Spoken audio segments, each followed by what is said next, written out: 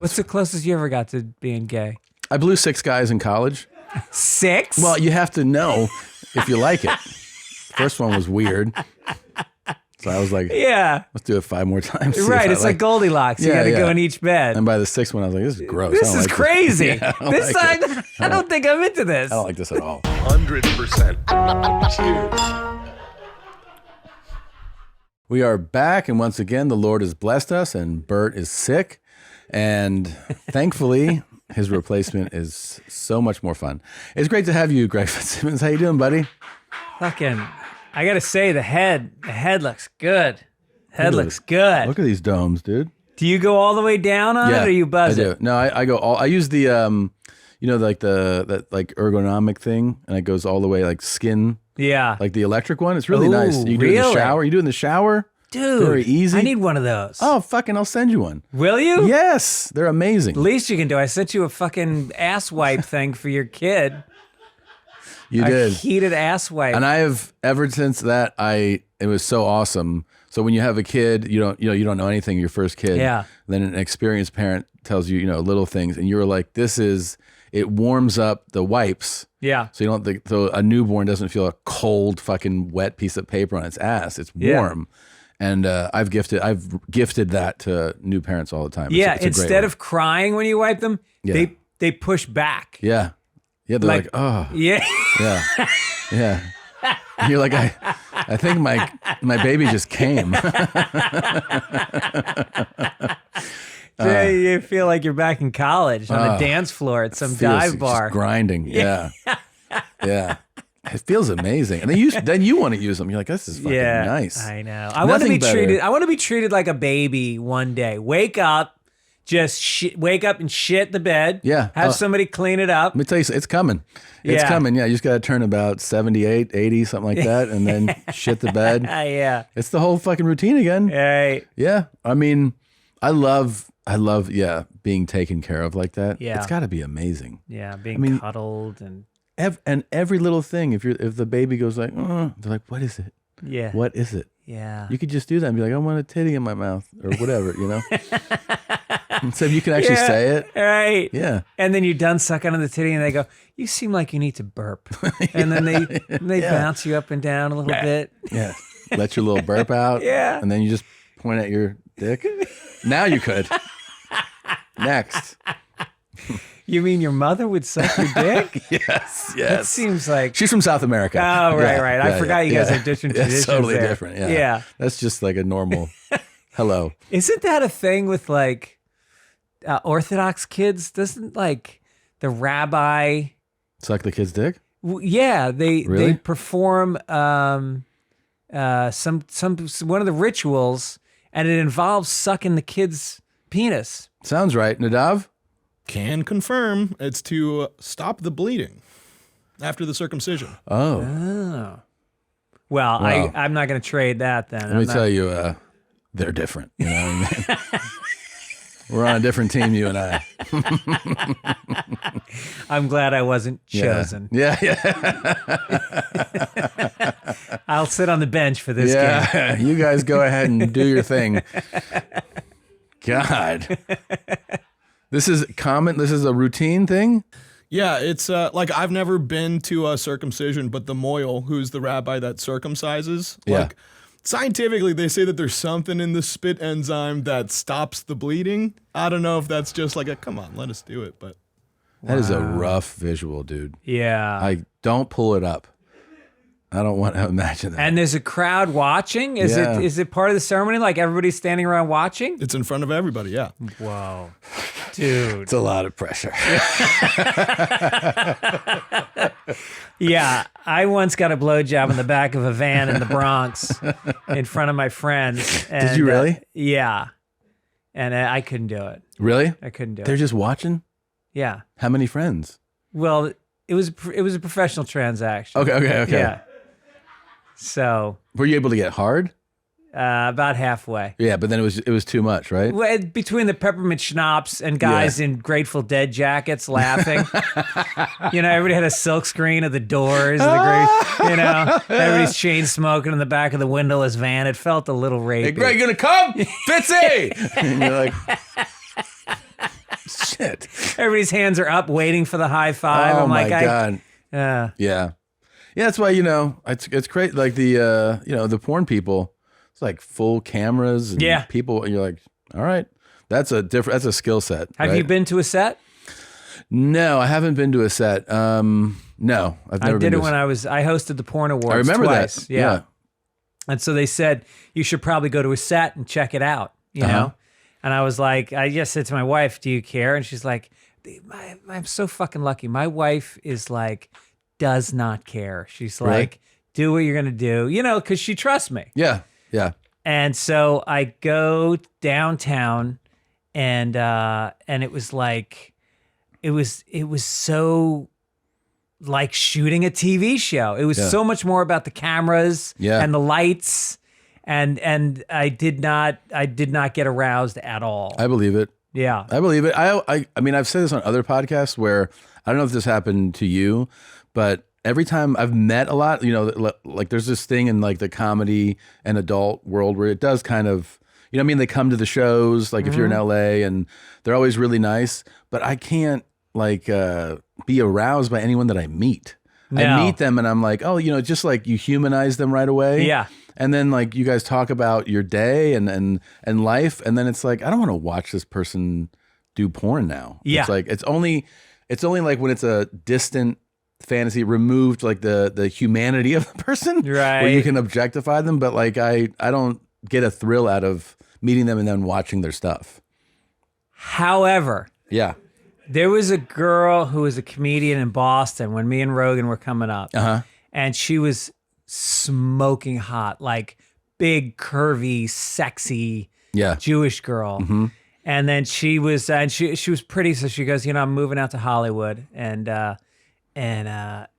about 2 years later, we're like, I'm not gonna say her name, but remember so-and-so? And like, yeah, it's like somebody handed me a VHS tape, and she had been doing some like, remember when Cinemax was just like, like porn? Sure. And that's what she'd gotten into. Like the skit, like it was like softcore, right? It was like softcore, but I mean like sex scenes that went on for like 4 minutes. Yeah. And she was in it. And I mean I can't tell you, it's the most aroused I've ever been. Really? Yeah. Because I knew her. Yeah, but that's also kind of a reverse of what I'm talking about, right? In a way, because what I'm talking about is like the porn performer, you've seen them in porn, then you meet them, and like the fantasy is like, it's over. Right. This is like someone from your real life that gets into a fantasy thing. Yeah. Totally different, I think, you know? Did you respect her or no? Like I felt sad that she'd gone to Hollywood, and I don't think that was her vision of how things were going to play out. Yeah. So it was like, I knew that she wasn't going to be able to do stand-up in Boston again. Yeah.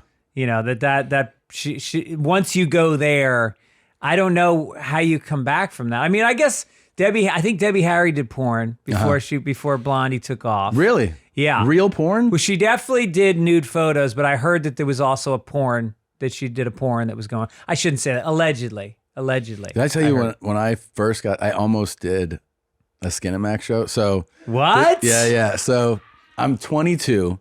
This is peak Tom. I'm like 185. I weigh like 30 pounds less than I do now. Wow. And I'm a kid. I'm 22 years old. Yeah. Clean shaven. I have hair. Full head of hair. And I go in, and the audition is like FBI agent. And this is like non-union stuff, right? And I'm like, just like, I'm like this guy in the middle, like so I go in there. And the guy, okay, I do the read with him, and he's like, "How do you feel about being nude?" And I was like, "Oh, I want the non-nude part." And he was like, "You sure?" And I go, "Yeah." He goes, and he pulls up a picture of this beautiful blonde woman naked. And he goes, "You'll get to fuck her." And I go, he had orchestrated this interview. Yeah, and I was like, he goes, well, pretend fuck her, but you guys will be naked and shoot the scene, and you sure you don't want to do that? I go, I mean, I don't think I can, man. I think I got to do the clothed part. Yeah. And he was just like, look at her again. And I was like, fuck. Wow, good restraint. I know. Well, I just kept thinking about, like, honestly, at that age, just parents. You know, I just left college. Yeah. I remember calling my dad and telling him, and I was like, but I told them I would only do the clothed part, but it'll be like a softcore scene. And he's like, that's okay. He's like, well, you know, people got to get their start somewhere. It's fine. I was like, all right, well, I just so you know, I won't be pretend fucking some chick on Cinemax. Yeah. But yeah, it was like offered. Yeah. When I was in acting school, I went to acting school for 2 years in New York, and it was very methody. Yeah. And so I was supposed to do this scene with this girl from this play called The Dreamer Examines His Pillow, and it was like a rape scene. Oof. I was supposed to rape her, and so we did the scene in class, and the teacher, who was this gay guy with a handlebar mustache, and he had like button-fly jeans, and he always left the top 2 buttons open. Oh my God. And they were super tight, and you could see his bulge, and he was very flamboyant. He was fucking riot. Richard Pinter, best acting teacher in New York. And he goes, stop, this is fucking bullshit, stop, you're not raping her. And he goes, you guys need to work this scene out. So he gave us the keys to the studio, and he goes, come in here when we're not around, and you guys need to go deep into this scene. And this girl was smoking hot. She was this Puerto Rican girl from Brooklyn. And so we played out the scene like, you know, like just, it was so hard to cross that line. Yeah. But like he wanted me to tear her clothes off and like dry hump. And it was dark. Yeah. And how fucking hard did you get? I got super hard. I mean, you're hard right now. I can't believe it.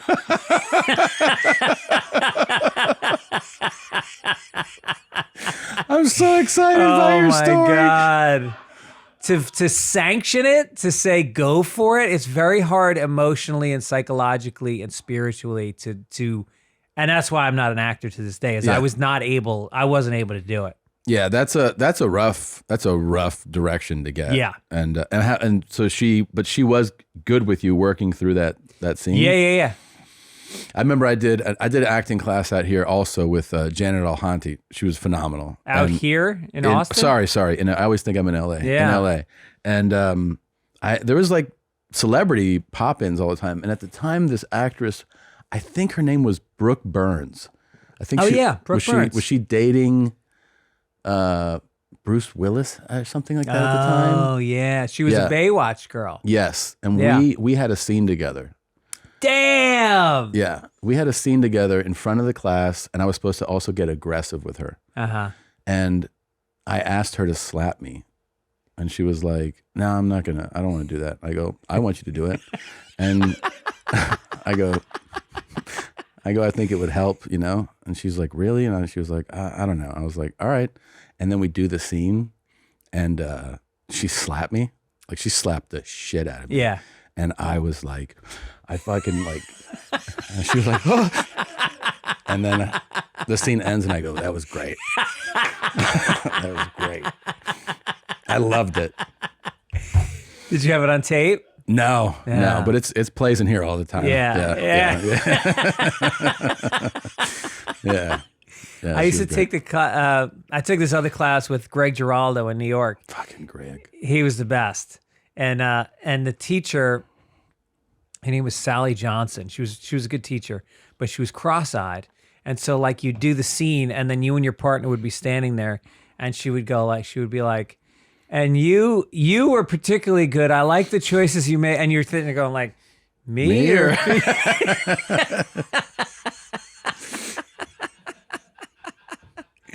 how great was Greg? Because a lot of people, you know, it's one of those things now too, where we were just talking about how, you know, in this like business and entertainment, there's a time frame. You can be huge for 50 years, like George Carlin. Yeah. And I want to say he died in 2007, I think. Okay. Right? Which I was like, that seems like so long ago now. Yeah. And I feel like you could go up to like a 30-year-old today. Oh, wait. And they'd be like, oh, I know that name. And you're like, damn, you already don't know who that is. Right. Right. And like everybody who I'd met Giraldo, I think once. But I'm saying like I was watching all his stuff all the time. Yeah. And like how talented that guy is. But you were like friends. We started together. I mean, that was like my sort of class in New York of coming up was like me, Geraldo, Todd Barry, Jim Gaffigan. Like we were all Kevin Brennan. We all came in at the same time. Sarah Silverman. He was so good. And he was just the guy that I immediately was like, oh, this guy's gonna. Well, he also had the work ethic. Like he fucking wrote. He wrote smart, incisive. Like you remember the altercation he had with Dennis Leary on Tough Crowd? Oh my God! And where Dennis tried to call him on the fact that he worked hard and wrote material for the show. It was unbelievable. And what was great about it was it showed that not only that Greg was doing the work and he was prepared, which always showed, but that he then went off script and he just went after Leary. And Leary, who's a scrapper. He's he's a Street Fighter type comic. Yeah. And Geraldo took him down. Yeah. Yeah. And then also like it highlighted in that moment the not just the work ethic he had, but that somebody was the other guy who was a big name and successful was like, I'm just being myself up here. I'm not preparing stuff. Yeah. And I feel like that's enough. And it's the message there is like, no, you should still keep preparing. Right. Even if everybody knows who you are. Right. Because otherwise you're left in this moment. Yeah. Where you're like, oh shit. Yeah. I just got embarrassed. Yeah. It's a fucking powerful moment. Like you feel it. That's like I had a visceral reaction where like you don't want to be Leary in that moment. He looked naked. Yes. He was exposed. Totally exposed. Yeah. Yeah. It's a really incredible moment. Yeah. Sorry that I fucking try or something like that. It was like, oh my God. Today's episode is brought to you by Whoop. Sober October is officially live and we're off to a great start thanks to our friends over at Whoop. What is Whoop? It's a really sleek fitness tracker and app that specializes in recovery, sleep, and training. Every morning, the app breaks down your sleep along with other key health metrics like resting heart rate. And based on that, Whoop gives you a daily recovery score from 0 to 100%. So you know how ready your body is to take on the day. Now, this Sober October, I am going pretty hard. I am completely sober. I'm working out every day, burning at least 500 calories a day, doing a workout plus 100 push-ups. And I love working on my sleep. To me, that is the biggest part of health that I need to work on. And so I study the sleep data every morning. I try to focus on sleep. And thanks to Whoop, I wake up seeing a great night of sleep and a great recovery. I'm able to get through my 500 calorie workout way easier than I would have been able to hungover. Now's the chance to see how cutting out alcohol can help improve your health, life, sleep, and more. Get involved, join the team, and get a little healthier in the process. Go to whoop.com. That's WHOOP.com.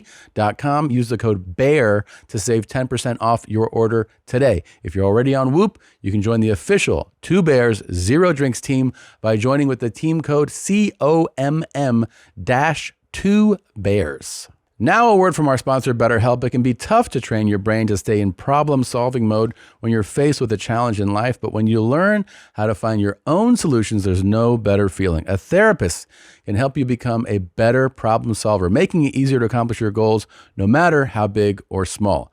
If you're thinking of giving therapy a try, BetterHelp is a great option. It's convenient, accessible, affordable, and entirely online. Get matched with a therapist after filling out a brief survey and switch therapists anytime. When you want to be a better problem solver, therapy can help get you there. Visit BetterHelp.com/bears today to get 10% off your first month. I do therapy every week, and I don't think I would be able to get through life without it. I rely on it, and I could not endorse it more. So if you want to get involved, if you want to try it, I implore you to. If all you have to do is go to betterhelp.com. That's BETTERHELP.com/bears. But it's like that also, like sometimes I'll be in New York and like the comics in New York, they grind a lot harder than the LA comics. Mm-hmm. And like I'll go into the Comedy Cellar and it'll be like, you'll see Sam Morril and Mark Norman and they get up on stage and they're doing shit. And I see them, pretty frequently, and see their social media. Yeah. New shit, like brand new shit, tearing it up. And you just realize like, I remember being that hungry and being that driven and working that hard. And I still work hard. Like I still am always doing new stuff, but not like that. Not that, yeah. I think that also is the natural path, right? Where you're gonna really, really grind, and that's generally not sustainable for 30, 40 years. Right. I mean, you still work hard, and you're always doing new material, and you're doing the road, which is like kind of, that is the job. Yeah. But yeah, when you're like really trying to, make a name for yourself and get people to recognize you and get gigs, and you feel like that audience is first coming to you, and you're like, oh, I got to deliver. Yeah. You can't manufacture that.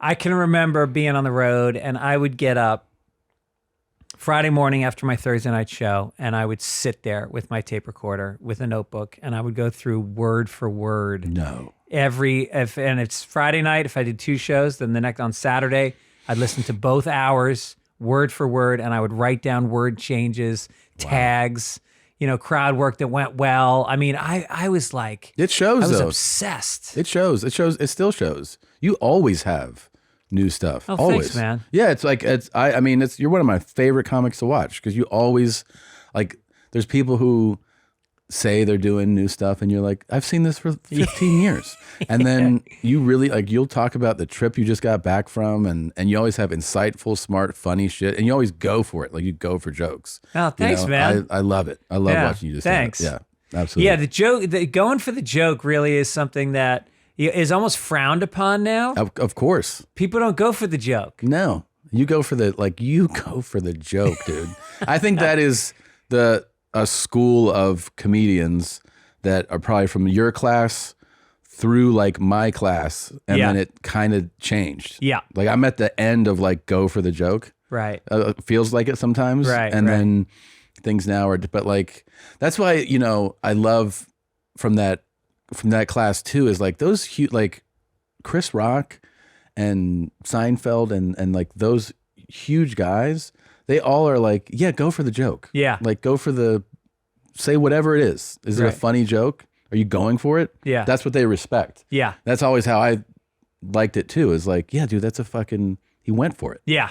Yeah. That's what I want to see. And I think that's kind of why roasting came back, because it's going for the joke. It's like, it was kind of like people forgot that comedy could be that pure and that good, where you could really just think, craft, hone, and then come in with just concentrated bam, bam, bam. One of my favorite messages to get after a show that I do is, you'll see, people usually are very like, that was, they had a great time. And then sometimes you'll see people go like, I got really uncomfortable at these things. And I'm like, great. That means I still am doing it right, at least to some degree. Yeah. When they were like, that part, I didn't like that. I'm like, oh, good.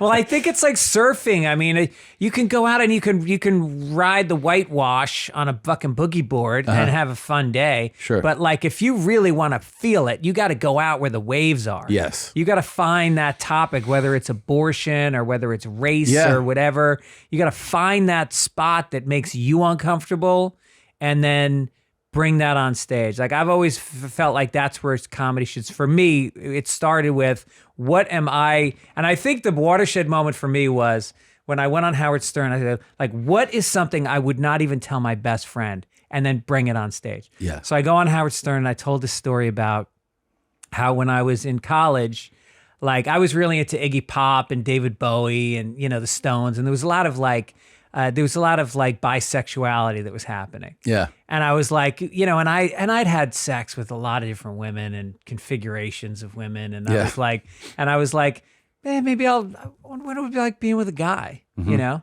should try it. I was a drunk. I was doing drugs. I was like, I'd do anything. Sure. So I was like, I'm gonna do it. I'm gonna blow a guy, and I didn't know who, because what was weird was like I was never attracted to guys. Like I had no draw whatsoever. Right. But at the same time, I was like, I'm not gonna know unless I do it. Yeah. And so I told this story on Stern, and I had literally I had told my wife and 2 other people at dinner the week before, and my wife was angry at me that I had never told her this, and that I shared it in front of another couple in front of her. That's how fucking bad this. So I'm in college, and I'm walking home, and I lived in the Fenway, which is in Boston, every major city, I don't know if Austin has this, but every major city has a small wooded area downtown that was planted and grown for anonymous gay sex. New York City has the Brambles, and Boston has the Fenway. Sure. It's behind Fenway Park. And I happen to live across the street from the Brambles. So I come home one night, it's like 4 a.m. I'm stumbling drunk, and I'm like, I'm going to do it. And I went straight into the woods, and it was like a fall night. It was like spooky. There was like leaves dangling, and I see shadows shifting in the woods. And I was like, I didn't know what the protocol was. I don't know how it works. So I just walk in, and all of a sudden this guy just jumps up from behind a tree, like with his hands on his hips, like the gay elf, like I'm the guy. Yeah. This is the dick. And I was like, all right, let's do it. And so he's standing there, and he unzips his fly. And he pulls out his dick, and I was like looking at it like, I guess this is it. And then he reaches in with his hand and he pulls his balls out, but he's still got his pants buttoned, so he's got balls and shafts sticking out of a fly, all being pushed together. Like it looked like a guy with hairy shoulders and a bald head. It was, and so I just looked at it and I was like, nope. No interest. I go, that doesn't do it for me. And so then I got scared because I was in the woods in the middle of the night with a guy with his dick out. And so I pushed him, and he fell down, and then he got up and he ran off into the woods with his dick flopping up and down. And I just stumbled out of the woods like, no, I guess I'm not gay. Dude, you got as close as someone can get to trying it. As close. Yeah. I was like a foot away from this dude. Holy shit. Man. Big balls? Big balls. Well, they were big. He was shrugging. I mean, they were being pushed up. But by the fly. Yeah. Yeah, it was like a push-up bra situation. Yeah. Wow. What's the closest you ever got to being gay? I blew 6 guys in college. 6? Well, you have to know if you like it. You know? First one was weird. So I was like, let's do it 5 more times. Right, it's like Goldilocks. You got to go in each bed. And by the 6th one, I was like, this is gross. This is crazy. I don't think I'm into this. I don't like this at all. Meanwhile, the 7th guy is like, fuck. Man. I was like, I was talking about the gayest thing I've ever done. I think it wasn't a sexual act. It was enjoying being hit on and like accepting it and not being like, oh, thanks, man. And like, all right, appreciate it. It was like and it was actually, I think it was also in Boston. Yeah. Because I was working in Boston right after college at a real estate place. And we would go out, and I remember being like hit on and just being like, this feels good. Yeah. Like, just like taking it in, Did the guy buy you a drink? I think he bought me a drink, and and I just like, I guess I accepted it. I just was like, it was the attention. It was like, it was flattering attention. Right. And it was also the type of attention that like, pretty rare for a woman to come on to you like that. And he wasn't like, being super, but I mean, he was just like staring and like, complimentary. And I think I just like, was like, yeah, feels good. Yeah. I just took it, know? And then I walked away. I was like, that was pretty gay. Yeah. Like it was like a man like really coming on to me, Have you ever watched gay porn? No, I mean, well, we have a friend of the show who has sent us clips of some of his work, but I haven't. Oh, really? Yeah. I know. There's a lot of women that go, they love watching gay porn. No shit. Yeah, there's it's a thing where some women go like, great bodies, and I'm like, and they don't care, I guess, that there's not a woman there. Right. But they enjoy it. Yeah. But I haven't like sat around and been like, I'm gonna watch some gay porn. Yeah. I've had a lot of friends send me links to trans porn. Trans porn. Yeah. Yeah. I have a friend who was like, I love this stuff. And I go, that's cool. I'm not into it. And he goes, check this one out. And I go, yeah, but I'm not into it. And he's like, you got to watch it. And I'm like, all right. And then he's like, wasn't that hot? I go, no, not to me. I'm like, what are you doing? Was it breasts and a penis? Yeah. Breasts and a penis. And of course now, I'm not saying that it didn't happen before, but even like more so now, I think you can be completely fooled before that shot. Where like face is like stunning, right. Breasts, body, you're like, wow. And then you're like, whoa. Right. Yeah. Well, there's the whole brand of like the Thai lady boys. Yes. And they are gorgeous. Gorgeous, yeah. Yeah. I mean, that's the thing is like, if you're in that situation, right? Where like, let's say you were like at a bar and you get to the room and then you're all fired up and then you drop your pants and then she drops her pants and you're like, oh shit. I'd be Crying like, game. You're like, just you suck it first, you know? And then I'll be like, I'm too tired to do yours. Yes. Yeah, exactly. I would. You but go first. I'm so tired. You did such a good job. I can't. You sucked me dry. Yeah, I'm sorry. Wow. All right. Right. Yeah. Or you do a 69, but it's like the laziest 69. It's just, she's like, put it in your mouth. And yeah. Yeah.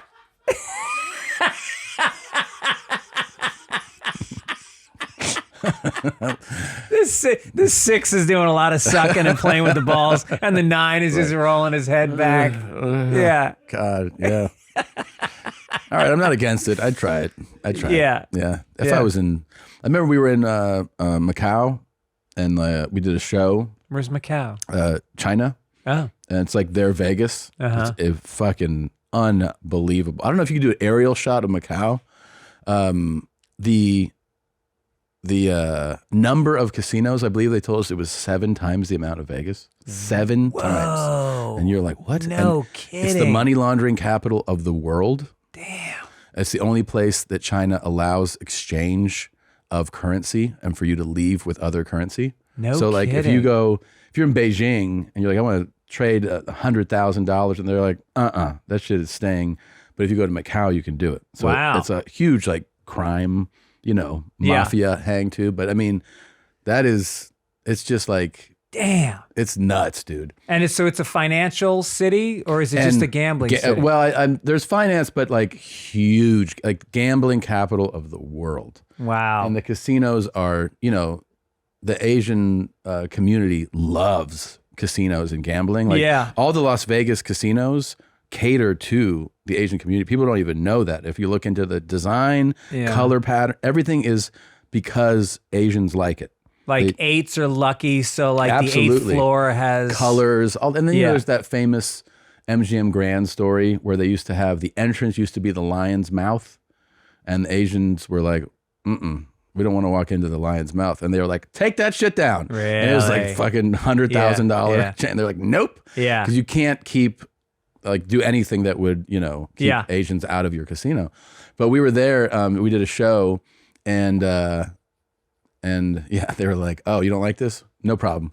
But the bars were just full of, lady boys and stuff. And, really? And you could not, you couldn't tell, dude. Yeah. They're super aggressive. That's the only thing they tell you. Like, yeah, women aren't like this. Yeah, Bio women aren't going to be this aggressive. Yeah. But like face, body, you had no idea. Right. Not until we fucked them. That's when we could tell. It's like, this clit is huge. Jesus Christ.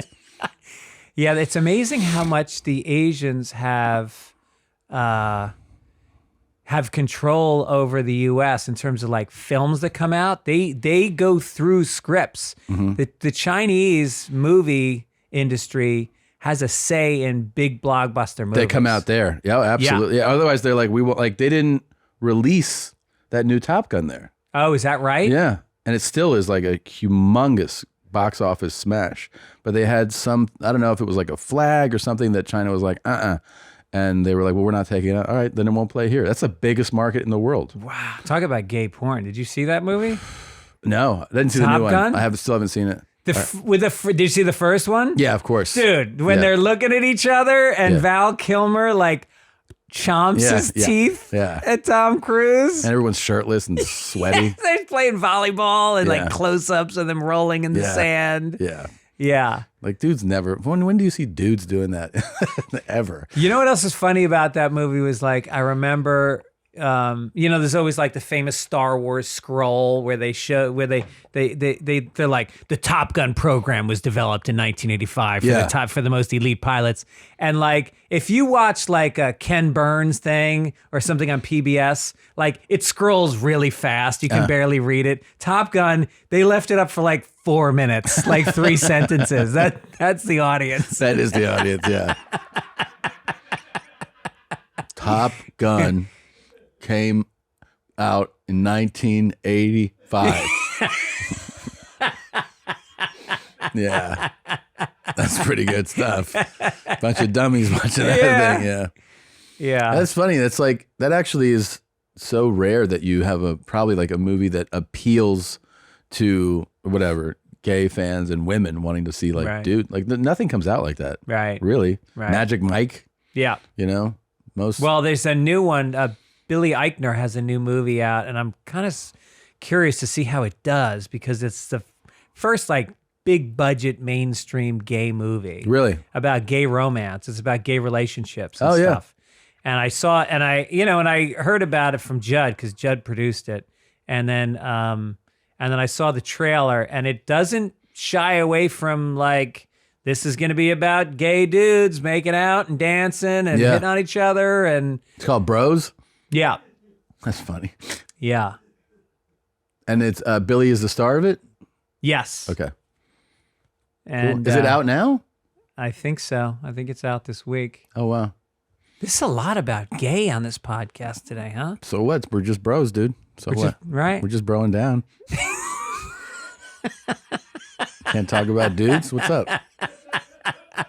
You know, you told me one time that you love nothing more than big black tits, and that's why I put out this Aretha Franklin album for you today. Oh, that's so nice. Yeah, yeah. Did I tell you that? Yeah. So I switched it up for you. Now we're on to black tits. Yeah, you do love them, right? I do love black tits. Yeah. Yeah. The best time to prepare for growth is before the opportunity arrives, especially for online businesses. ShipStation sets you up for growth by directly integrating with every shopping cart and storefront, so your products are easier to find, easier to manage, and easier to get into the hands of happy customers. Don't wait until you're drowning in orders to find the right shipping solution. Upgrade to ShipStation today. We love the fact that you can see this interface and you know what orders have come in, what has been shipped out, and on which carrier is taking them. Whether you're starting small or scaling up, ShipStation makes ship happen. Join over 130,000 companies who have grown their e-commerce businesses. Ship more and grow more with ShipStation. Go to ShipStation.com/cave today and sign up for a free 60-day trial. Start today and get set up before the biggest shipping season of the year. That's 2 months free. You're going to love saving money and having access to all the different carriers. All you have to do is visit ShipStation.com/CAVE. As long as they're big, I guess I don't really care what color they are. Right. But look at those. Look at those Holy things. shit. Whoa. There's a certain type of fat black woman that like you don't see other women looking like. Yeah. Like, you know what I mean? Like it looks like she's got like people underneath that dress. Yeah. And I guess also where you see them still being confident. That's the thing is like a white fat lady knows to shuffle and look at the ground. Yeah. You know? And then a big fat black lady is like, I'm sexy. That's right. And you're like, Jesus That's right. Christ. Yeah. You know Yamanika Saunders? Yeah. Yeah, she's like that. She's like a sexy black woman with a big body, and she puts her Instagram feed as like her working out in some spandex and stuff. Yeah. And she makes it work. Yeah. But she's lost a lot. She's like been showing this workout program that she's been on. That's great. Dude, she's funny as shit. Really? Yeah, she's super funny. Have you ever dated a black woman? I hooked up with one in college. Oh. Yeah. Was that in the book? No. Yeah. They made me take it out. Brand, Tom, brand. No, she was really beautiful. Yeah. Yeah. It was just one time? Yeah, we like would flirt a lot through like a couple of years of college, and then it was senior week where we went to this. And dude, she we're staying at this place in Myrtle Beach. There's like like 25 of us seniors. Yeah. And I walk by the pool and she shoves me in one day, right? Like that's her playing. And I was like, all right. So in my mind, I'm like, I'm going to get her back. Yeah. Well, I go to shove her and she grabs me as I'm shoving her. So I go in with her and she can't swim. Oh. And she is full panic, but her panic is so like, I mean, picture a 10 Yeah. that she's like drowning me. Oh shit. Yeah. Like, so I had to actually shove her off, right? And look like I was trying to kill her. Yeah. And then like get air. Yeah. And then, and she was like frantically, and I was like, she was like, why'd you do that? I'm like, what do you mean, why'd I do that? You shoved me in the pool. I shoved you in the pool. Like, wow. yeah. So. And that led to sex? Yeah. She was like, dude, she was like really wanting to hook up. Yeah. And then they were like telling me that she's in my room. I was like, what? Really? And she was in the shower. In the shower in your room? Mm-hmm. She wasn't afraid of drowning? Yeah. Dude, can I tell you what happened at the beach? I was in Venice Beach last weekend, and it's me and my wife and a couple friends. Beautiful day. I go out, riding some waves, and then all of a sudden the waves just, you know how sometimes they just come up out of nowhere and you're like, holy shit. Yeah. I'm like, and the kind of waves where like, it tumbles you and you spin, and then as you come up, there's another one, and as you're trying to swim out, the undertow is pulling you back out into the wave. Yeah, terrifying. Yeah, it's like terrifying, and I start to panic a little bit, and then I hear from behind me, help! And I turn around, and there's this dude, and he's got on swim goggles, and he's slapping the water, and he's going down, and I'm like, fuck, I wish I didn't turn around, because now I got to do it. And meanwhile, like when I was a teenager, I took the junior lifeguard training program. Uh-huh. And me and my friends used to get high every morning before the class. Our parents made us take it. We get high before the class, totally fucked around. And so I failed the written part of the test. Mm-hmm.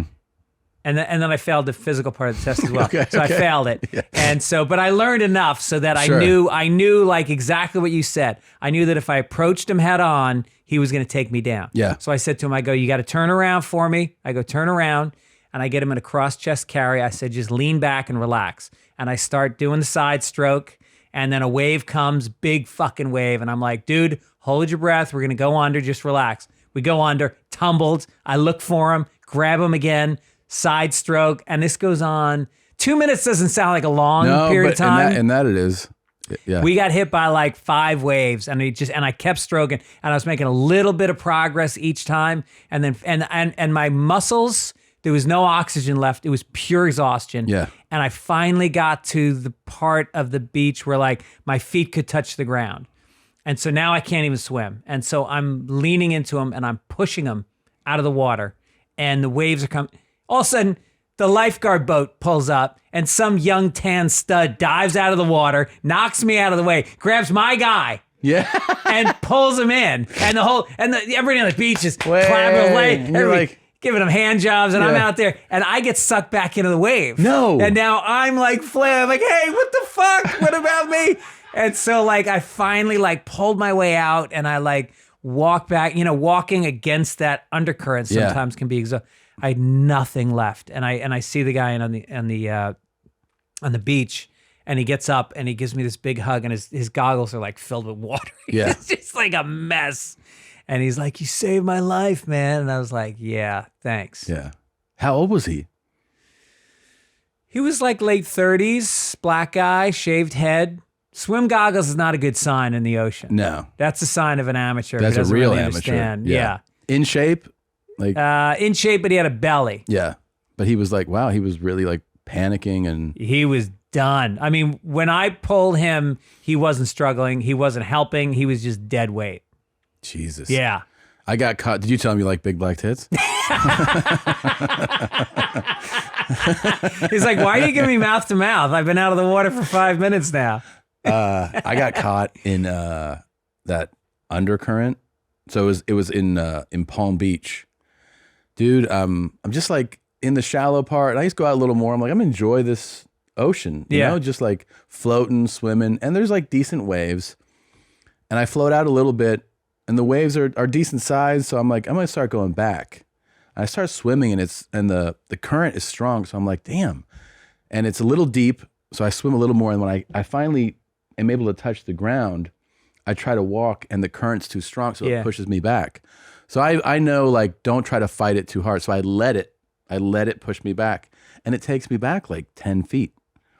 And I start to swim again, and it's like wave, undercurrent, and I go back again. So now I'm like 20 feet further back than I was. And I try to walk, and I'm just like, I'm not getting anywhere. Yeah. And I'm starting to actually feel that I'm panicking a little bit. Yeah. And I was like, holy shit, because like I feel comfortable in the water. You know, I'm not like a amateur in swimming. I used to swim. I mean, I don't feel like out of sort, like, oh my God, what do I do here?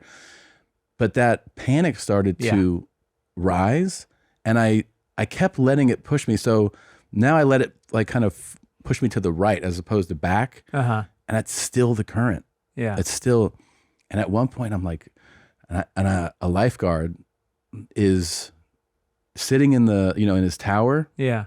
And he gets down and he looks and he goes like, you okay? And I took a second, and I was walking, and I was trying to, and I finally got footing where I was able to get a little momentum. So I got a few, and I went like this. And then when I came up, I was like breathing hard, and I was like, dude, I was about like half a second from asking you to come in. Yeah. And he was like, yeah, it looked like it. Yeah. And he's like, yeah, this is a big undercurrent here. Right. It's wide. I mean, it was like 100 yards wide. Yeah. And it was it was fucking terrifying. Well, once you panic, then your breathing becomes shorter. You're not stroking as well. You're taking little strokes. And they say that the thing to do in that kind of, well, first of all, you look for the waves that are crashing into each other, because that's where what do they call that? A rip current. Yeah. Which means the waves are coming at each other and then they're sucking straight out. Yeah. And if you're in that, the best thing to do is actually swim out to sea. Swim out. Yeah, swim out and then go around the rip current.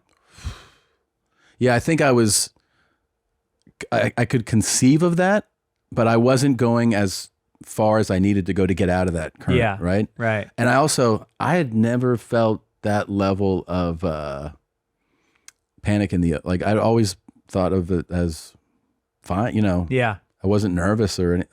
And that day I was fully panicked. Yeah. No, it's traumatic. The ocean's no joke, man. The ocean is a strong bitch. Yeah. And I went back to the ocean a couple days ago. Went back with my wife, and I went in the water, and the waves were kind of big, and like I found myself not able to go out. I was like, I got some PTSD. Oh, for sure. Yeah. Yeah. It's gonna take me a while to get back in the water again. When you helped that guy, which beach were you at? Venice Beach. You were in Venice Beach? Yeah. Wow. Yeah. So he was probably homeless. Probably. Why'd you save him? That's who you want to drown. I could have been part of the solution. Yeah. At least he was clean. Yeah. You know? Well, sure. Yeah. Finally, for once in his life. Yeah. Yeah. But are you a swimmer? No, I mean, like, you know, so I swam. I was a swim team kid when I'm like 7, 8, 9 years old. So I was, I mean, in pools, very comfortable in the pool. You know, like it was part of routine. Yeah. Just swimming all the time. I mean, I didn't stay on the swim team as I got older, but always swam and was very comfortable in the water. I mean, we got the training. We were swimming all the time, and then the ocean I always enjoyed. I mean, I didn't, you know, I wasn't like obsessed with the ocean. I didn't surf or anything, but again, like it's just I wasn't somebody who was like, I don't want to go in the water. You know, it just felt normal to me. Right. So, but I mean, I've snorkeled. You know, I didn't get scuba certified or anything, but you know, snorkeling was a blast. I did it in multiple places. Yeah. And always enjoyed it. I never quite felt that level of panic as that. Have you taught the kids to swim? Yeah. So the oldest is like really good now. And the little dude he's in lessons now. Like he's doing them every week. So he'll probably be good to go, I think, in a few more months. The sooner you can teach your kids to swim, the better. Because you never know when they're going to end up in the pool unattended or something. Yeah, it's terrifying. It's scary. Yeah. No, little guy's like getting pretty good at it. So I think he'll be there soon enough. Right. Yeah. And to shoot a gun at this age is key. Yeah. line up some homeless and let her rip.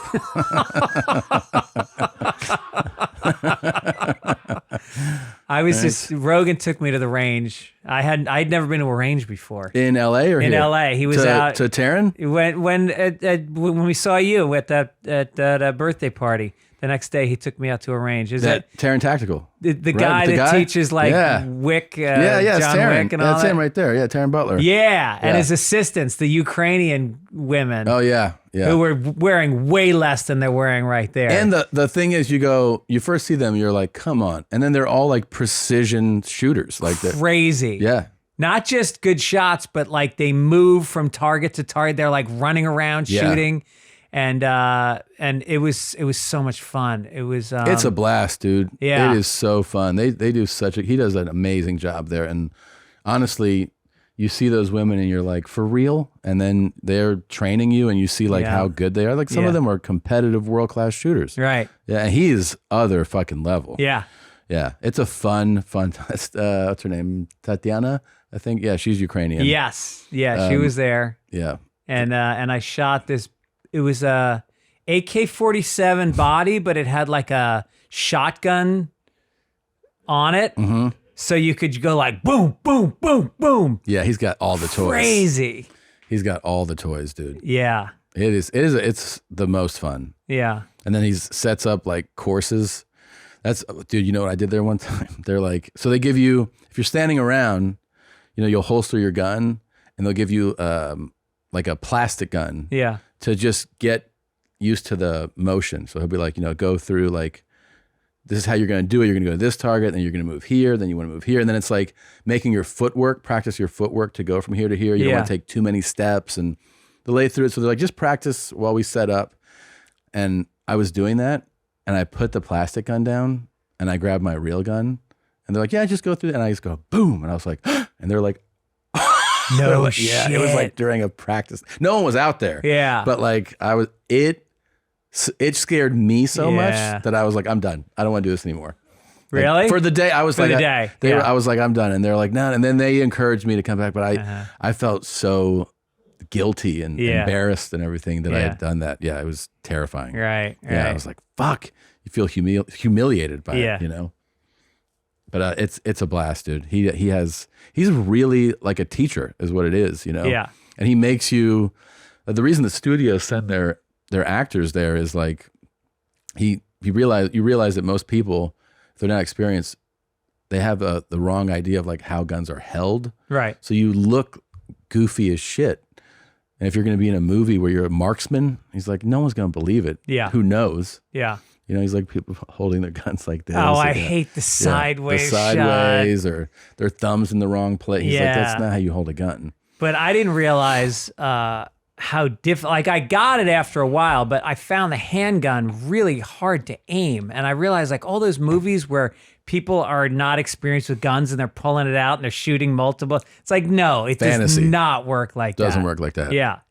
No, then all the best shooters, it's like anything else. Everybody who shoots really well shoots all the time. Yeah. Like there's no such thing as like I'm precision 95% and I just pick it up once in a while. No, but the people who are great at it are like him. Yeah. They're pulling it out every day. Right. Yeah.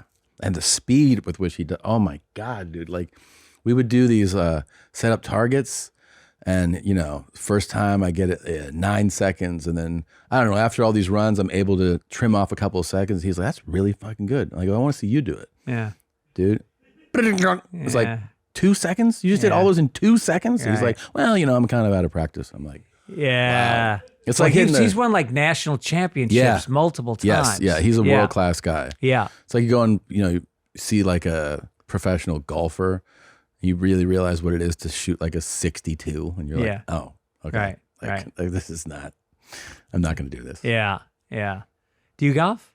I used to do it more. I haven't done it now in years. It's like I fantasize about the whole environment of it. Yeah. Like going out there with friends and having like a chill afternoon. Yeah. But I haven't done it in a long time. Yeah. I got a cousin who he turned pro like 4 or 5 years ago. This kid named Denny McCarthy came in like 6th place in the U.S. Open this year. Wow. He's really good. He's like they say he's like one of the best putters on the tour. Really? Yeah. I've been doing the opposite of golf. I've been going to the racetrack and driving a race car. And oh, no shit. Yeah, Bert got me a race car. So what do you mean he got you a race car? He bought me a race car for my birthday. No. Yeah. Yeah. So I dude, I was gonna ask you to reimburse me for the Uber ride over here. Yeah. There it is right there. The money you guys are throwing around. What kind of car is it? It's a spec E46. It's like basically a BMW 330i that's been like stripped down. No shit. Yeah. I took it to damn Harris Hill and spent 4 hours there. That was my golfing. I was just like, you know, just like break, throttle, like that. Yeah. So it's kind of not soothing, but it's fun as shit. You know? How many gears? That is what is that? 6-speed? No, I think 5 actually. 5 speeds? I think so. We never got it into 5th, so that's why I don't even know. It's a racetrack, like a curved... real race. It's called Harris Hill. So with that track and that car, I mean, the most we got it into was 4th, and you're basically in 2nd, 3rd, and 4th. Yeah. For most of it, that's the track there. Yeah. It was fun as shit, man. That's amazing. Was there anybody else on the track when you were doing it? Yeah. So you were passing people and other drivers, but everybody's doing. We weren't in a race, so everyone's just doing times. Yeah, just trying to get times. Yeah, right. Yeah, I spun out. You did? Oh yeah, we have it all on video. What's on the borders? Is it like hay? Just fucking metal, grass. Yeah, just off, into the grass. Shit. But then, like, he's a good coach, and he helped me, like, really quickly, like, how to recover, how to avoid that. Right. And so we were recovering, like, right. He's like, oh, you just save that spin out, Is it a street legal car? No. So you just leave it at the track? Yeah. Yeah. It's got a trailer and stuff. So. Really? Yeah. God damn. I think I'm going to get another one. I mean, let's forget about the car for a second and talk about podcasting, because we all started out, the first time I did your podcast, it was at this dumpy, what was it, El Segundo? Where did you guys live? It was a guest house in Redondo Beach. You told me you felt very sad when you were there. It was so sad. It felt like an old lesbian lived there. Yeah. I think wasn't there a cat or something? No, a dog. It was a dog, and I just felt profound sadness because you guys were a couple, and I felt like, what's going to happen to them? Yeah. And now you're buying race cars with your friends. Yeah, it's fucking crazy. Yeah, it's crazy. I know. We did How to Be a Grown-Up for $500 an episode. I know, dude. Where we had to work all week and write jokes. Yeah, True TV. For True TV. Yeah, and we were like, thank God this check cleared. And we were like, this is great. I know. It is insane how everything. It is crazy. Look at my fat ass right there. Oh yeah. Oh, you were big then. Yeah. Damn. Yeah. Well, I'm living in that sad house, so like, you know what I mean? I'm just sad. There you are. Yeah, I was looking sharp back then. You look good, dude. Yeah. What is that, 2012?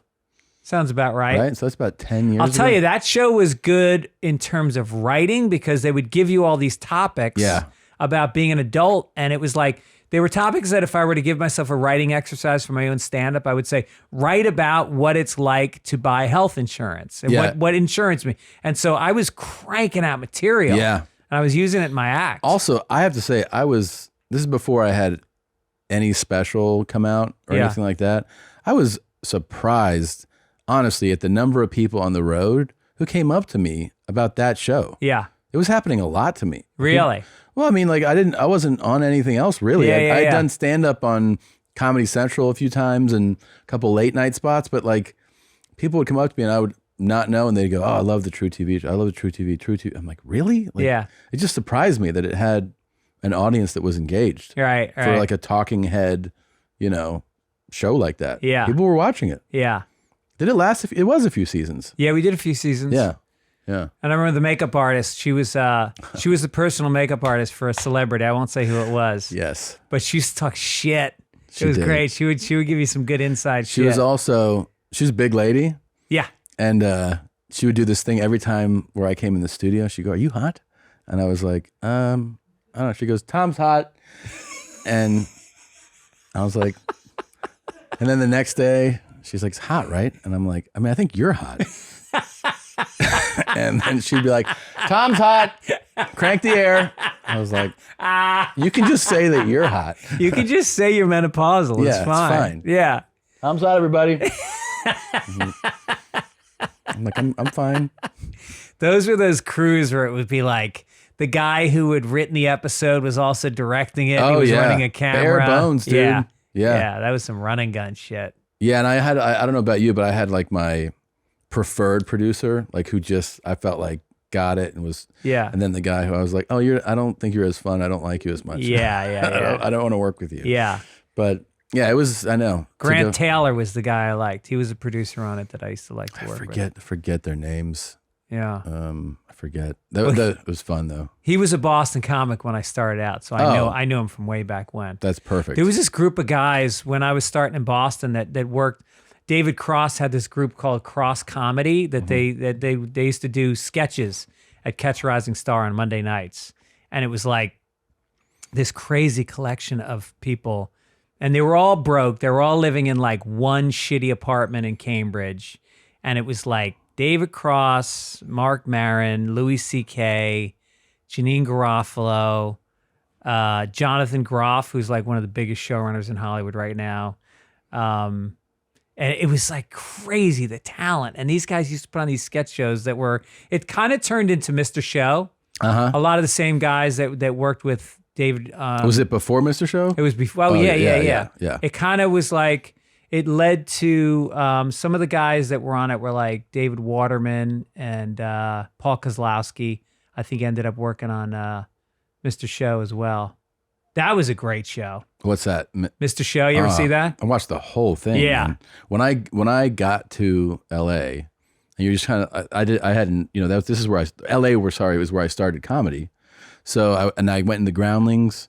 Yeah. And I'm doing classes. Oh, really? Yeah. Oh, wow. And I got, I discovered, or I'd seen some, but I was like, I want to study this show. And I just went and I rented every single season episode. And yeah, it was, I was like obsessed with it. Yeah. It was so funny, man. Yeah. And the way they would tie things together, I was like, how the fuck did they do this? I know, it was like a little puzzle. You try to look at why did this transition into that? It was like Monty Python in that way. It was like non sequitur, but then there was things that kind of streamed it together. And they were so smart and still like so edgy and fun. Like the mix of it, Yeah. like was like the blend that they had was, yeah, I so admired that show, dude. Yeah. So good. And they had, Sarah Silverman did a bunch. Yeah, they had great cast, like regulars. Marilyn Rice Cobb. Yes.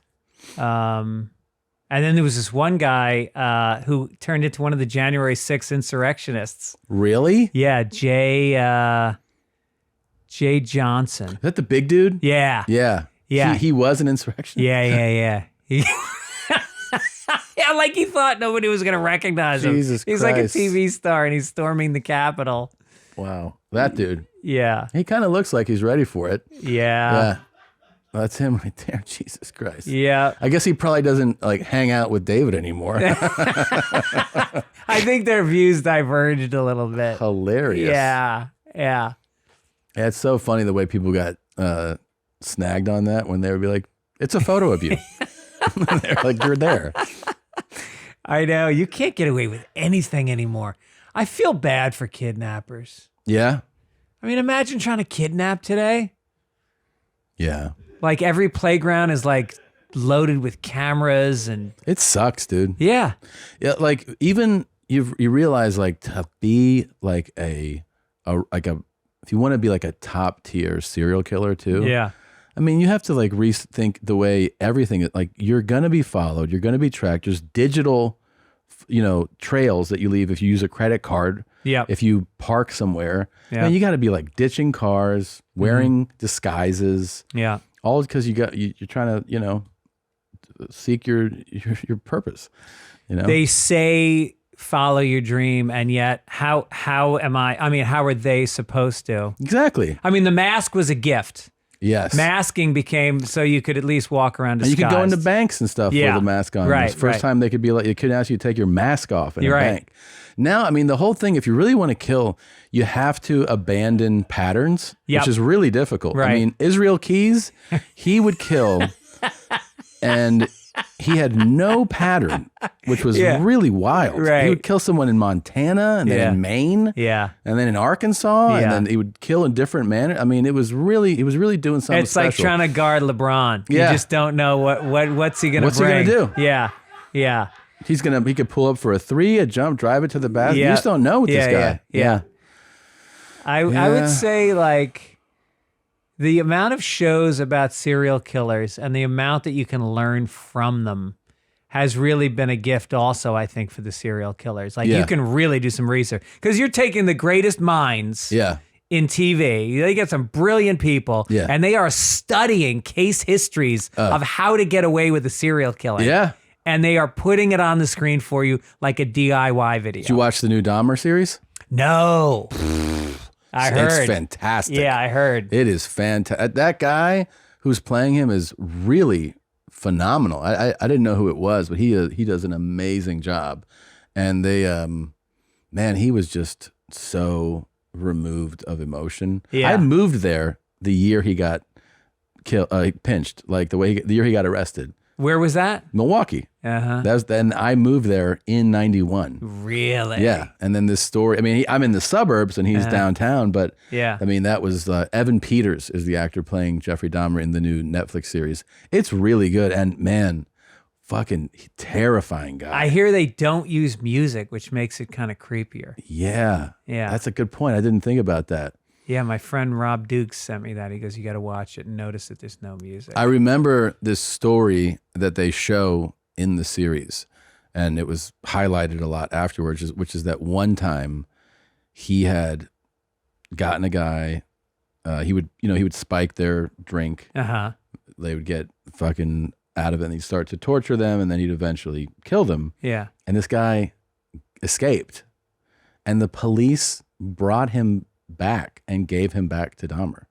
You mean like he ran out of his house? He ran out of his house, but he was naked or wearing underwear and he was, out of it because he had been drugged. Yeah. And they were like, oh, this gay shit, look at these. And he was like, we don't want to deal with these gays. All right. Brings him back to the apartment. He's like, is this your boyfriend? He's like, yeah, Damn. and he's like, well, he's in the street naked and he's out of it. So he's like, take your gay shit and shut the door. We don't want to deal with this, Whoa. Brought him back. And then Dahmer killed him. No shit. Yeah. That's like a Silence of the Lambs storyline. The scariest fucking thing ever, that you would be brought back by the police. Yeah, right. And they're like, are you going to arrest this guy? He's like, no, we're going to give him back to the guy. Yeah. Yeah. And he had this just bodies in his apartment. He was killing people in an apartment. Yeah. Not a house. I know. And it really makes you realize you're not using your space wisely. Like we have a Sub-Zero fridge, and I just feel like it's not streamlined. No. Yeah. Think about what you could put in there. Yeah. Yeah. I mean, you could do like a chopping block on top of it or something. Sure. For the body parts, and then get it right into the free. But it's again, the serial killers are some of the greatest minds. Really, really imaginative guys. Yeah. It makes you wonder if they didn't go into that, if like the really prolific ones didn't go into killing, could they have used that mind for anything else? Yeah. That wasn't killing. Right. And what could that be? I don't know. It's like they're so good at like, figuring out how to get away with something. It's like you got to be good at something else too. Well, that was cool about that movie with Christian Bale. Mm-hmm. What was it called? American Psycho, was it? Oh yeah, that one? Yeah, because he was that mindset, but he was a super successful businessman. So you saw what he could do. It's such a good movie. Yeah. I only saw it recently for the first time. Really? Like, it's really big with like the new generation. Like my kids are really into it. Oh yeah, this is I think I've seen this movie like 30, 40 times. Really? Yeah. I mean, we were obsessed with it. I think it was must have come out when I was in high school. And it was like a routine kind of like, you want to watch American, like over and over. Yeah. Yeah, Reservations at Dorsia, all that 2000, sorry. I was in college. Yeah.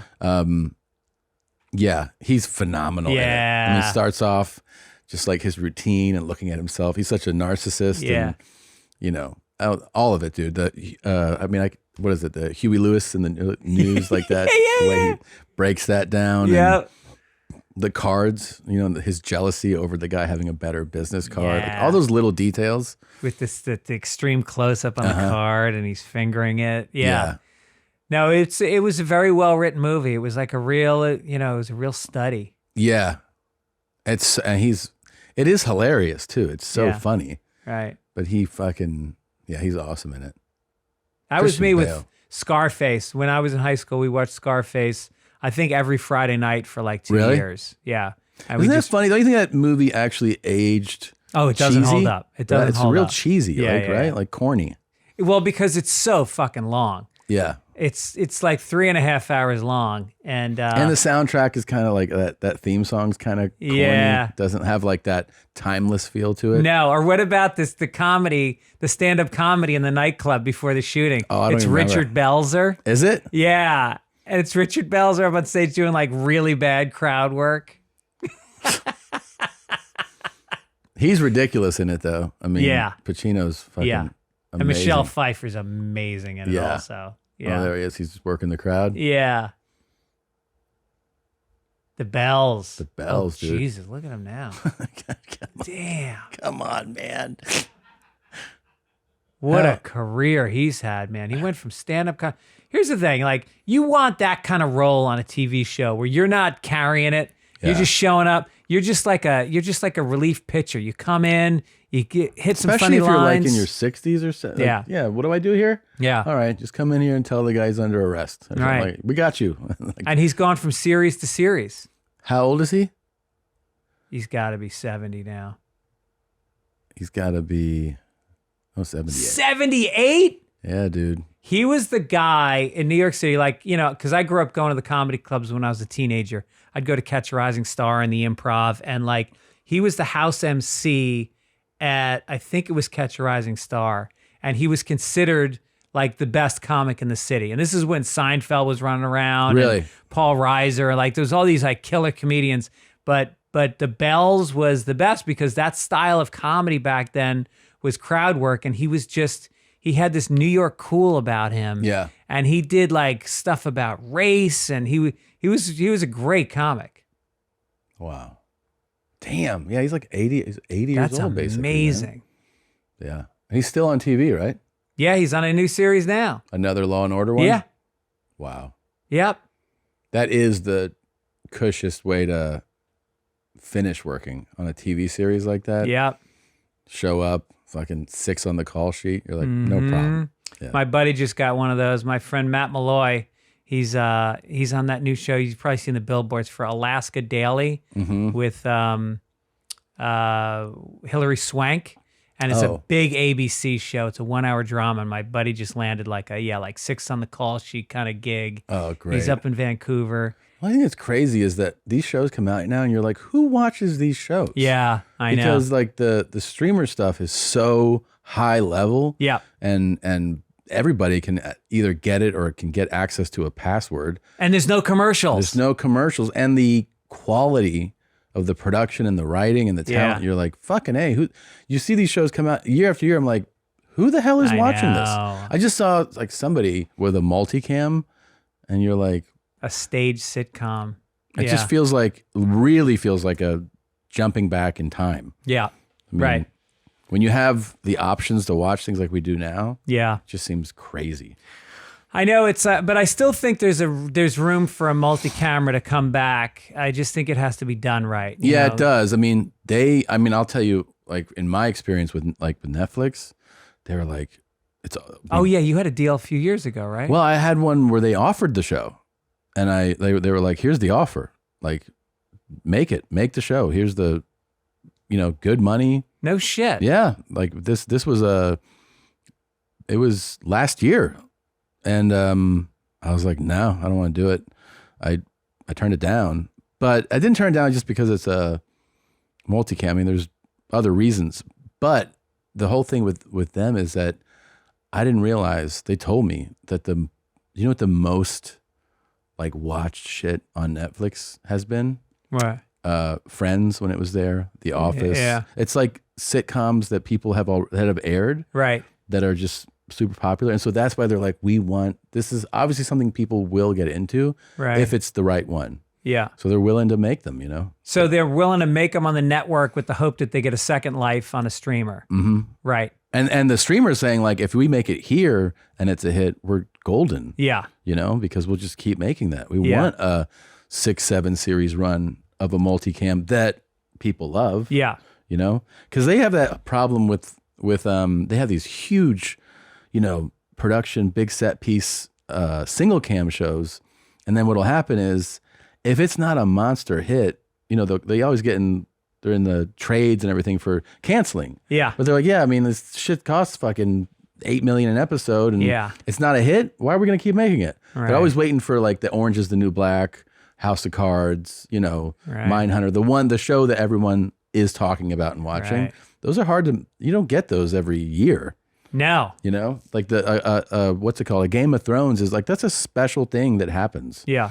So they're always trying to make that happen, but it fucking costs a fortune. Stranger Things, holy shit! Yeah, they're spending $30 million an episode on that. I know. Well, the new Hobbit movie, Hobbit. What do you call it?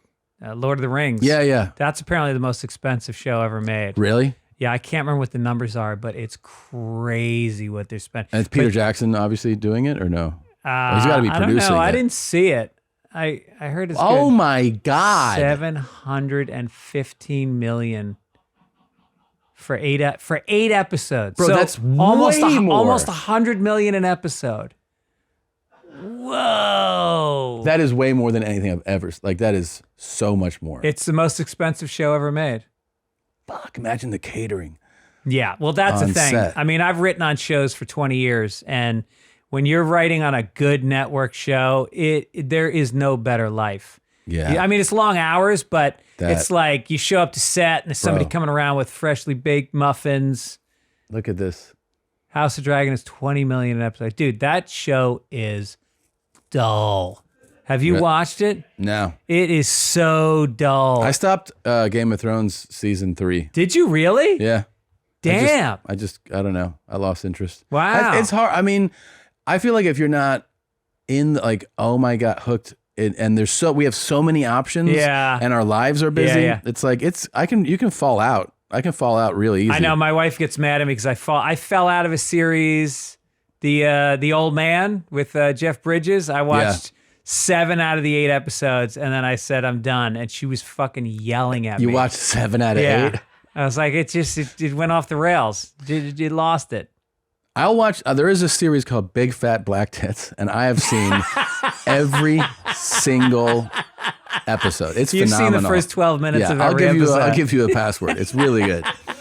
How do they end? Have you seen the endings? I've never seen an ending. I always tap out, but it's right in your wheelhouse. Yeah. You'll like it. I wish they could make it in 3D. I'd wear the goggles. That's something you want your wife to walk in on. What are you doing? You got to put the goggles on. You will get it if you want. I had to try it with the Oculus. Have you seen? That's supposed to be incredible. Yeah. Yeah. I haven't done that yet. Yeah, man. Exciting stuff. Yeah. Technology, man. It's so exciting. I'm so far behind it all. Is that Lord of the Rings thing out or that's coming out? I think it's out. It's out. Yeah. $715 million budget. Yeah.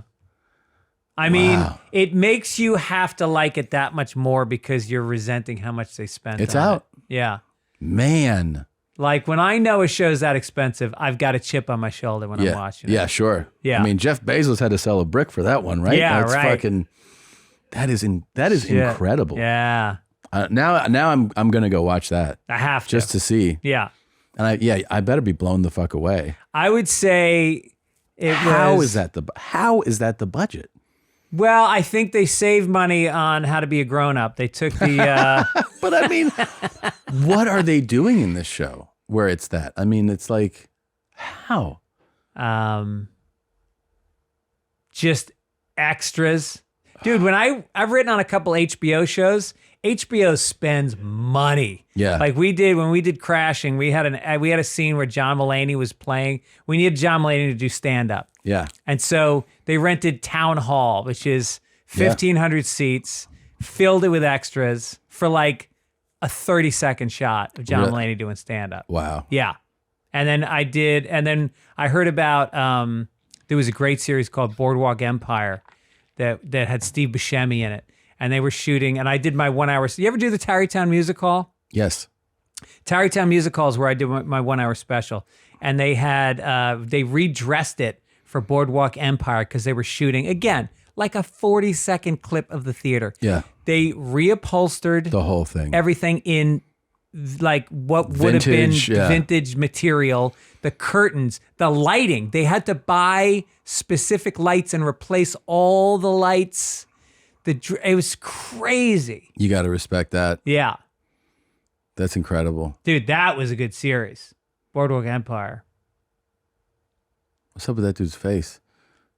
He was in World War I and he got blown apart.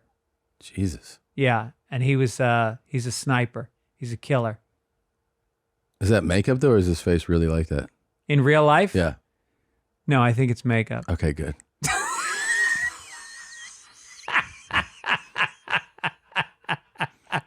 Do you think if that's how they're doing the casting now? It's nowadays. Is your face all fucked up?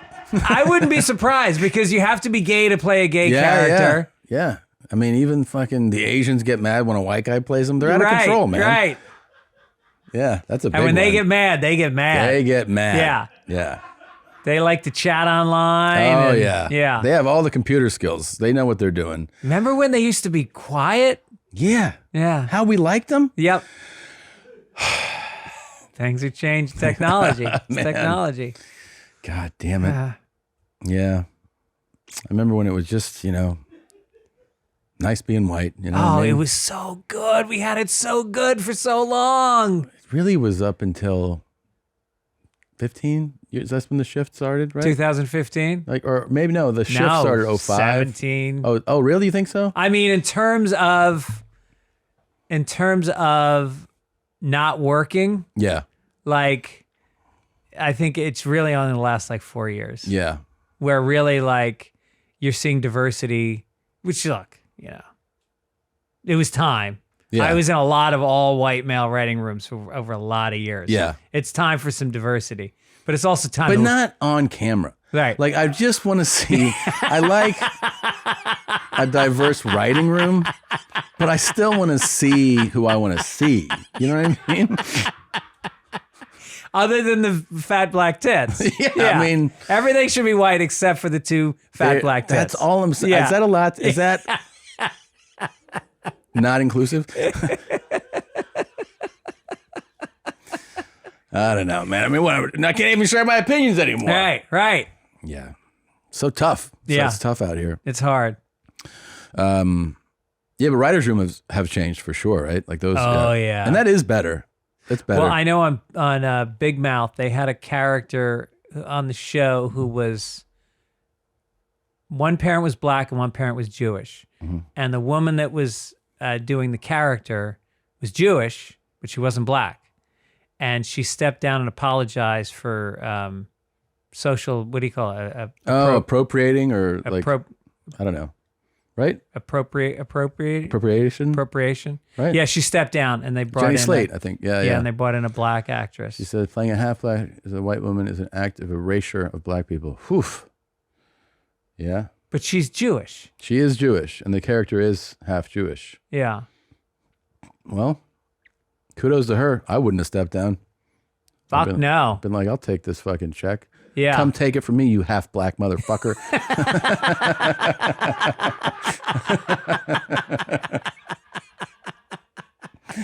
I mean, here's the thing too about, I get it. You want to have voice work go to a wide net, but what if whoever is not, what if an Asian woman does this black voice really well and kills it? And you're like, yeah, but it's a voice on it.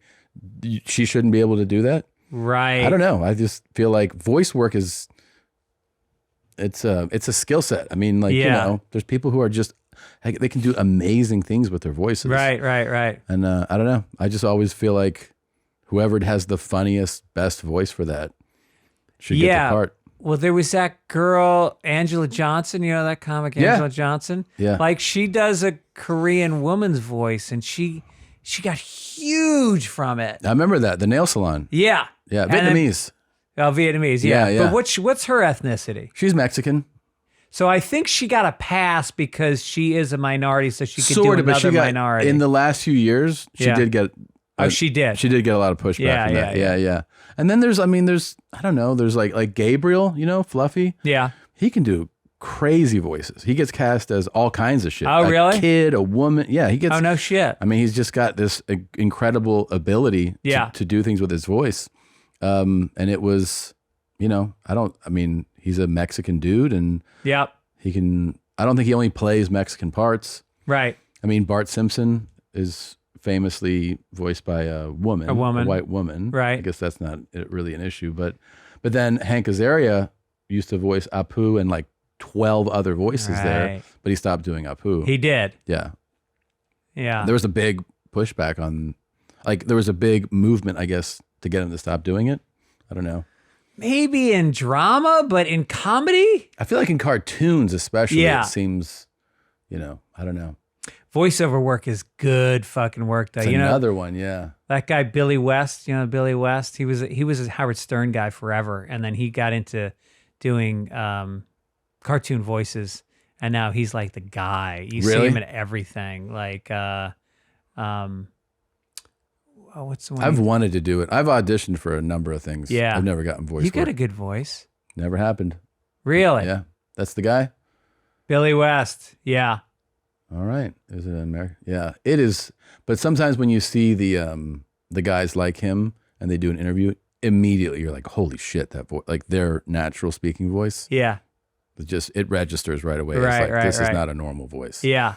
There's that guy. Who's the one who does, have you seen, he's a white dude who does Morgan Freeman. He's a comedian. I always forget his name. God damn it. What is his name?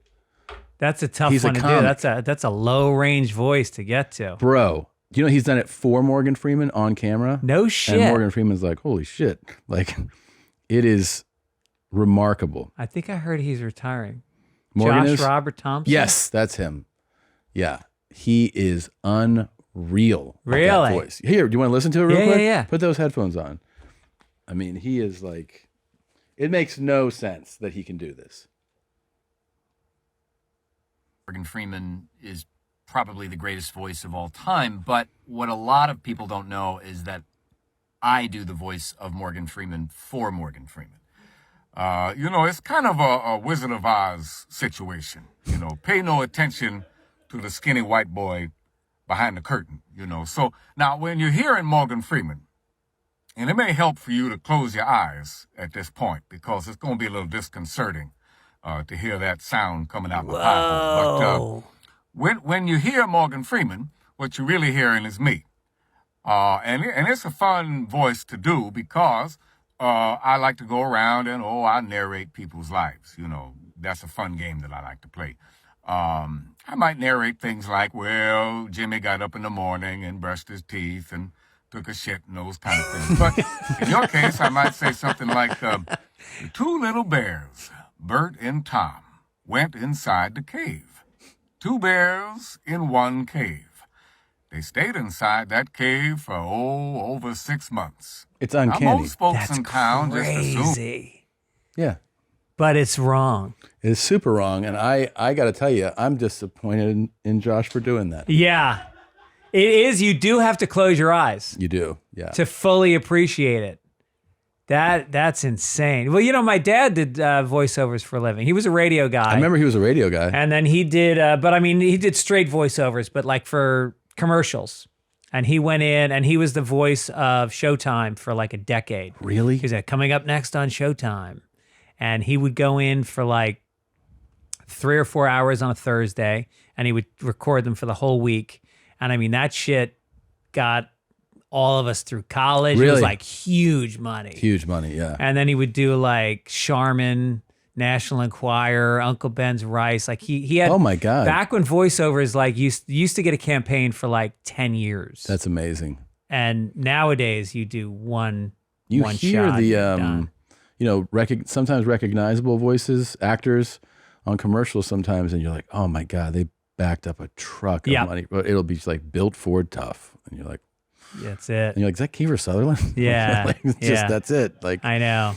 It kind of sucks. I really think if you're a big celebrity and you're making $5 million a movie, don't take money out of the mouth of the guy that's a voice. I mean, I say that because that's what my father did maybe, but it does seem like celebrities are getting fucking greedy. Yeah, of course. They've all got to have a podcast and a TV commercial. The guys that got into podcasting that were already like super huge, and then their name got them this incredible offer to podcast. You listen to their podcast and you're like, these are just like marginal podcasters. Right. But they have huge draw power, you know? Yeah. And then it feeds on itself. Of course. Because people in our society are so drawn to celebrity. It just fascinates people. Yeah. I've had so many people point out a few of these podcasts that are celebrity hosted, and I'm like, dude, that podcast is dog shit. Yeah.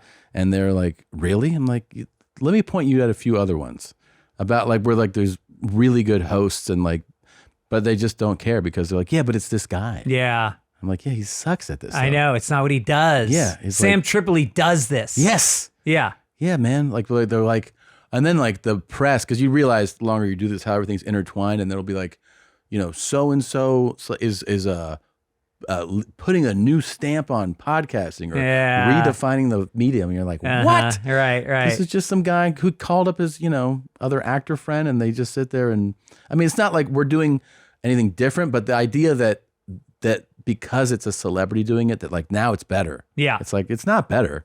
Well, it's become something that was done in somebody's guest house with a microphone or recorder into, I just did a celebrities podcast, and it was like, I couldn't even get in the building with security. Yeah. Like I had to fill out all these forms, and then I got upstairs and there was 3 different producers, and there was like there was a creative executive, and there was a writer, and I was just like, dude, and then it was just. Most actors too, they're just awful. Yeah. They just suck. Yeah. They suck to hang out with. They suck to talk to. Right. They suck to spend time with. They're just shitty at converse. Like they're just false positive. Yeah, they really are. Yeah. They're fucking AIDS, dude. Right. They're just the worst. They're the worst. They're the worst. Yeah. And then you realize how fucking vacant they are when you hang out with comics, because comics have like thoughts that they, you know, and opinions, and you hang out with these dipshits who just fucking look at you and you're like, yeah, if someone doesn't write it down for you, you don't have a fucking thing to say. Right. Go stand in traffic. And they're so safe. Everything they say is safe. You make a joke and they're like, oh my God, I might not get work again. You know? And you're like, well, that's your choice, fuckface. I know. You shouldn't have gotten into this. You know? act. What is acting anyway? Oh, go play pretend, you cunt. Yeah. What a skill set. Yeah, what are you, 7? Yeah. You're going to pretend? My kids are actors too. I get embarrassed sometimes when I see adults acting, and they get like, there was a birthing scene in a show I just saw, and I was like, that poor woman, look at her pretending she's having a baby. She looks ridiculous. Ridiculous. The only ones you want to watch really act are like the Christian Bales, like the people who are so goddamn talented and so committed where you're like, all right, this person goes all in. Anybody below that tier, you're like, this is fucking embarrassing. Yeah, it's like, what's the guy who did Lincoln? Who's the guy who played Lincoln? Oh, right. Daniel Day-Lewis. I'll see that guy do anything. Yeah. Yeah, he's out of his fucking mind. He left acting to become a fucking like shoe cobbler or whatever. And he's like, I'm going to make shoes. I know. Like, okay. I know. He really commits. He stays in character during the filming. Right. So like during Lincoln, he stays in that walking out of his trailer with air conditioning. Yeah. You know, they're like, President Lincoln, you need it on set. And he's like, okay. It doesn't break at all. That was a good Lincoln when you just said, okay, yeah. Well, I'm an actor. I'm a very talented actor. All right, we're going to wrap it up. Are you coming out on the road this October anywhere? Are you going to be I got doing dates coming up. I'll be in New Orleans and Lafayette, Louisiana, and then Chicago, October 15th at the Den Theater. My son will be there. He goes to college in Chicago. That'll be fun. You got grown-up kids now. Yeah. San Francisco Punchline, Fort Worth, Texas. all over gigging. the place. You're gigging. Fitzdog.com for tickets. Fitzdog.com for tickets. Also, you do podcasts that are... Fitzdog Radio comes out on Tuesdays. I interview guests like yourself. You've been on many times. And you do the Sunday... And then Sunday Papers with Mike Gibbons, and then Childish with Allison Rosen. Those are my 3 podcasts. Damn. Yeah, man, you got to hustle. You got to hustle. Yeah. Go get tickets. Go see Greg. Truly one of the best comics working today. And thanks for coming. Thanks for hanging out. Thanks, dude. man. All Great right. being here. We'll see you next time. Bert and Tom, Tom and Bert. One goes topless while the other wears a shirt. Tom tells stories and Bert's the machine. There's not a chance in hell that they'll keep it clean. Here's what we call 2 bears, 1 cave. No scripts, a bit of booze, amateur partology. Dirty jokes, raunchy humor, no apologies. Here's what we call 2 bears, 1 cave.